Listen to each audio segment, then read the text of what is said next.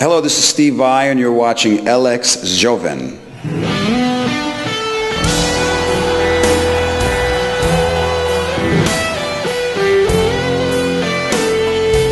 We're here with another legendary guitar player, Steve Vai. How are you, Steve? I'm doing very well, thanks. What's it like for you being in Lisbon? Well, it's always a pleasure, to be here. It's always a privilege to be able to be on tour, and the fact that I can come here and play, and have people show up to the concert is it's an honor, and it's a beautiful city. I've been here several times, so it's very enjoyable. Took a little walk around today, and it's great architecture, and it's real nice.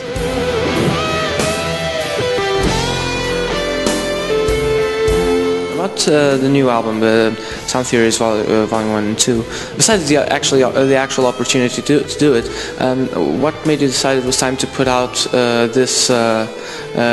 these compositions of yours, these scores that you'd written previously? I was always fascinated with, written music. And even when I was a little boy, I wanted to know how to read it and write it. And I could actually read and write music before I even started playing the guitar. With the realization of how, music works on paper and stuff, came a flood of conceptual ideas, So they've made their way out into my music in various ways. Composing for an orchestra, even though I've been doing it on and off since I was a kid, it's very difficult to get your music played.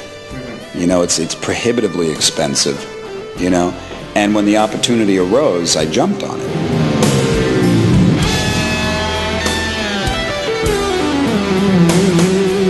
Through my career, I've kind of been blessed, because I've had such great, career karma.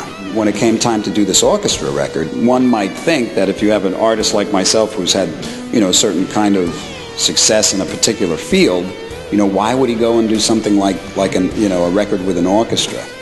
Well, for those who really understand what I, who resonate with what I do and enjoy the kind of music that I make, it's a perfectly natural evolution. And for those people, they've been waiting too long, and I have been waiting way too long. All of the things seem to have a perfect place that I've, in my personal little life, that I've done. In the early days, I played with, great rock bands and stuff, and I was able to do, express a certain side of my guitar playing. And then, when my solo records came along, they're always, it's a personal statement. It's an opportunity to make a personal statement.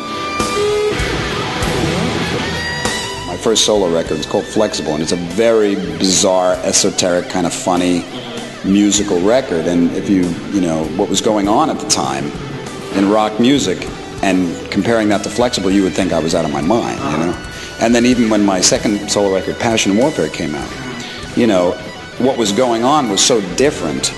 And whenever you go to do something creatively, you're always, well, at least me, there's these little voices of insecurity or whatever, that stop us from doing certain things. Well, it's not good enough, or you can't do this, or nobody's going to like it, you're going to be made fun of, this isn't what everybody else is doing.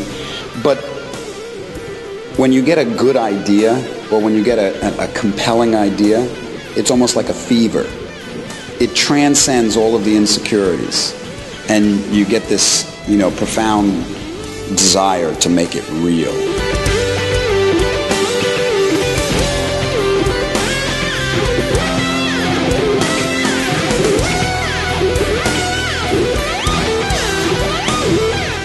Sound Theories, you have Blood So Beloved. Do you think that's the pièce de résistance of the Sound Theories? I think for some people it is. It might be, the ones who get it, For me, I like that piece a lot. It was a tremendous amount of work, and there's some very interesting things going on. Multiple key signatures and multiple time signatures at the same time. And polyrhythmic things going across bar lines and all this stuff. And all that stuff is technical talk, but it's just tools.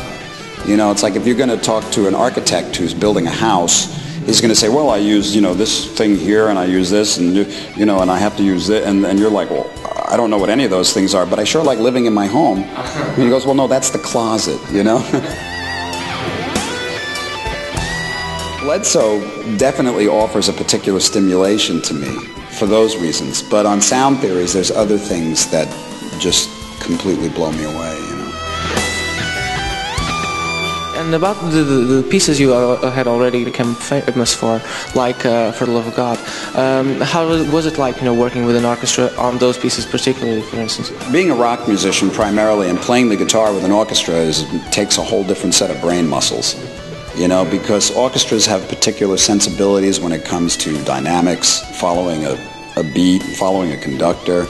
If I tell my rock band to do, certain kinds of dynamic swings, it's very different when an orchestra does it, because it can be very powerful. I mean, an orchestra has the potential to be exquisitely tender, but at the same time brutally vibrant. Some pieces when I was playing with the orchestra, it was difficult because I had to follow the conductor. And a lot of times, when I'm playing, I'm thinking about what I need to do and what pedals I need to hit or whatever. But there's always those moments where you let all that go and you just let the music flow. And playing a piece like For the Love of God with an orchestra was exhilarating. It was glorious at times. I played the song without an orchestra, and you get a certain sensation, but then all of a sudden there's this ocean of lush frequencies just lifting you right up. It was unique, and it was glorifying for me, personally, and I just felt overcome with gratitude.